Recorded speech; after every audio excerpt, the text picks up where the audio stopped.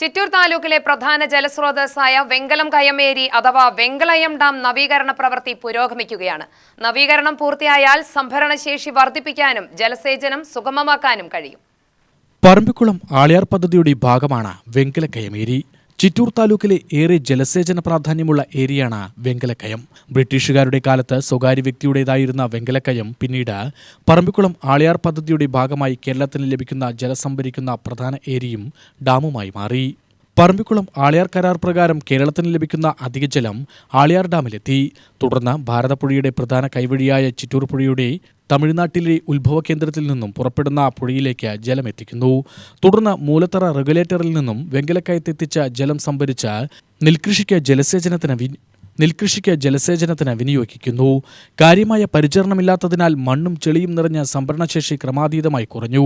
ഇത് ജലസേചനത്തെ ദോഷകരമായി ബാധിച്ചു. തുടർന്ന് ഏരി നവീകരിക്കുന്നതിന് ജലവിഭവ വകുപ്പ് പ്രത്യേക പദ്ധതി തയ്യാറാക്കി. മണ്ണും ചെളിയും നീക്കുന്നതിന് ഹൈദരാബാദ് കേന്ദ്രമായ KSR കമ്പനിക്കാണ് ടെൻഡർ ലഭിച്ചത്. 4,52,792 ദശലക്ഷം ചതുരശ്ര മീറ്റർ ചെളിയും മണ്ണും ഏരിയയിൽ നിന്നും നീക്കാനാണ് കരാർ. ഇതുവരെ 26,497 ദശലക്ഷം ചതുരശ്ര മീറ്റർ ചെളിയും മണ്ണും നീക്കി. ഈ വകയിൽ സംസ്ഥാന സർക്കാരിന് 4 കോടിയിലേറെ രൂപ വരുമാനമായി ലഭിച്ചു. ചെളി പൂർണ്ണമായും നീക്കിക്കഴിഞ്ഞാൽ ഏരിയയിൽ ജലനിരപ്പ് വർദ്ധിക്കാനും സംഭരണശേഷി വർദ്ധിപ്പിക്കാനും കഴിയും.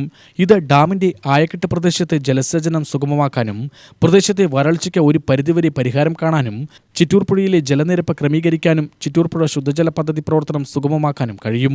UTV news, Palakkad.